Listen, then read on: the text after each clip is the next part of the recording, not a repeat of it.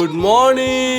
এ বাবা, গুড মর্নিংটা বড্ড জোরে হয়ে গেল। যাই হোক, আজকে তোমাদের সামনে নিয়ে চলে এসেছি একটা ক্যাচরা ব্লগ। আমার মতো যারা বাওয়াল পছন্দ তাদের নাকি আমাদের আগেকার ক্যাচরা ব্লগটা বেশ ভালো আর লেগেছিল। তাই তো এই ক্যাচরা কাপল আরেকটা ক্যাচরা ব্লগ নিয়ে হাজির। যাই হোক বন্ধুরা, আমার কিন্তু প্রতিটা সকাল শুরু হয় এই শাকচুন্নিটা। কি বললে আরেকবার বলো। আরে ছাড়ো ছাড়ো, তো তোমরা সকালে আমাদের যে ভালোবাসাটা দেখছো এটা কিন্তু সারাদিন থাকে না। মানে না মানে সারাদিন তো পাঁচ মিনিটে আসো আমার দিকে। সাদে কি বলি শাকচুন্নি? তবে রে আমাকে শাকচুন্নি বলা, যা আবার ঘুমিয়ে পড়বো আর আমি সকাল থেকে কোনো কাজ আর করবো কি না। করার আছে বলো, সে তো বলেই দিল সে আর কোনো কাজ করবে না। তাই আমি নিজের চাটা নিজেই করে নিতে এসেছি। আরে ভাই, আপনার হাত জগন্নাথ।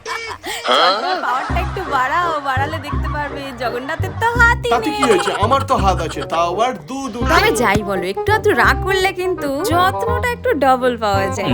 এই আর যাই হোক, চাটা কিন্তু সেই হয়েছিল। আমার বর কিন্তু চাটা ফার্স্ট ক্লাস আরে করে। মন দিয়ে করলে সব কিছু ভালো করা যায়। তোমার মতো তো আর রিলস করতে করতে খাওয়া যায় না। হ্যাঁ, আমি তো সারাদিন রিলস করি আর তুমি তো হোটেল থেকে খাবার অর্ডার করে করে খাও। তাই যাই হোক, বেলা হচ্ছে, চলো রান্না বান্নার জোগাড় করে নেওয়া যাক। ওরা আবার রান্না সবকিছু হাতের কাছে জোগাড় করে দিই, শুধু রান্নাটুকুই তো করো। ছাড় করে ভাবে বদনাম করো না তো। মানুষের কাছে আমার নামে বদনাম করতে কি খুব ভালো লাগে তোমার? যাই হোক, পেঁয়াজগুলো কাটছিলাম আর চোখ দিয়ে অনর্গল টস টস টস টস করে জল পড়ে যাই হোক, যাচ্ছে। আমার বউকে কেউ তো কষ্ট দিচ্ছে, এটা ভাবতেই শান্তি লাগছে। কি ঘরের শত্রু বিভীষণ গো তুমি, হ্যাঁ? বউয়ের কষ্টেতে কেউ এত আনন্দ পেতে পারে? কথা কম, কাজ বেশি করো তো।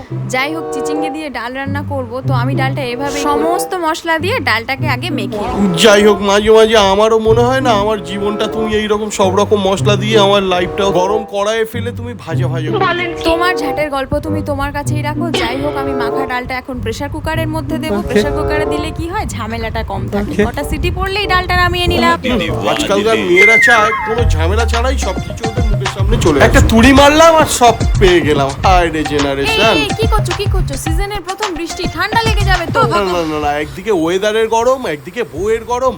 উফ বাবা, তার থেকে একটু নিস্তার পেলাম, কি যে শান্তি লাগছে। ধুর, কেন যে সকাল সকাল স্নান করে নিতে গেলাম। স্নানটা না করলে তো ওর সাথে ভিজতে পারতাম।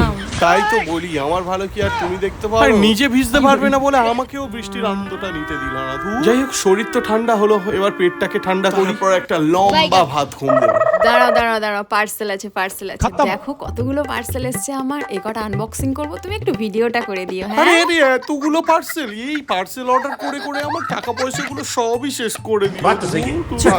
সব সময় শুধু টাকা টাকা টাকা, কথায় আছে টাকা মাটি মাটি টাকা। শাসনবাজি বন্ধ করো তো। দুদিন হাতে টাকা না পড়লে খাওয়া দাওয়া বন্ধ করে দেয়। সে আবার বলে টাকা মাটি মাটি টাকা। তোমরা ওর কথায় কান দিও না। এই যে এটা হলো ঘরের ফাইনাল লুক। এটা ফাইনাল লুক নয় রে পাগলি, এটা আমার পকেটের ফাইনাল ডেস্টিনেশন। কারণ আমার যা টাকা পয়সা ছিল সব তো এটাতেই ঢাললি। তুমি একটু চুপ করবে? আচ্ছা বন্ধুরা, তোমরাই বলো তো কেমন লাগছে। ও বাবা, ভালো লাগবে না? একজন দিনরাত পরিশ্রম করে টাকা নিয়ে আসছে, তোমরা মেয়েরা ঘরে বসে পায়ের উপর পা তুলে দিয়ে ফুটানি মারছো। ও আচ্ছা, তাই আমরা যখন সারাদিন অক্লান্ত পরিশ্রম করে তোমাদের খ্যাটনের জোগাড় করে দিই, তোমরা তো 2 মিনিটেই সব সাবার করে দাও, তখন তোমাদের লজ্জা করে না? হ্যাঁ, ওটা তো তোমাদের দায়িত্ব। হ্যাঁ, ঠিকই বলেছো, এটা আমাদের দায়িত্ব। তাহলে আমাদের মেয়েদের শখ পূরণ করাটাও তোমাদের একটা দায়িত্ব। ঠিক আছে, বাদ দাও। ফাইনালি চলে এলাম ভাত ঘুম দিতে, কিন্তু এখানেও তো ঝামেলা শেষ নেই। মহারানীর বক্তব্য আমার নাকি ভুঁড়ি ফুলে ঢোল হয়ে যাচ্ছে। হ্যাঁ, কুমড়ো পটাশের মতো ভুঁড়িটা হচ্ছে, তাই তো ভাবলাম দুপুরে শুতে দেবো না, বসিয়েই রাখবো, বসেই ঘুমো। হ্যাঁ বাবা, আমার বুদ্ধিও কম যায় না। তাই তো আমি ভাবলাম আগে আমি ওকে ঘুম পাড়াবো, তারপরেই আমি ঘুমাবো। কষ্ট করে না হয় ওকে একটু মাসাজ করে দিই, তারপরেই আমি নাক ডাকিয়ে ঘুমাবো। ঘুমাবে পরে, আগে মাসাজটা ঠিক করে করো। হ্যাঁ, আর তোমার ঘুমটুমের কোনো দরকার নেই, ভুঁড়িটা যে হারে বাড়ছে। যাক বাবা, ওকে মাসাজ করতে করতেই তো আমি ক্লান্ত হয়ে পড়লাম। আমি ঘুমাবো কখন? এই তো ঘুমিয়ে পড়েছে। এবার আর আমার নাক ডাকা থেকে আটকায় কি? তো চলো এবার আমরা দুজনে নাক ডাকিয়ে ঘুমাই। তোমরাও ঘুমানোর আগে আমাদের চ্যানেলটা একবার সাবস্ক্রাইব। দেখা হবে পরে আর একটা ক্যাচরা ব্লগে। বাই।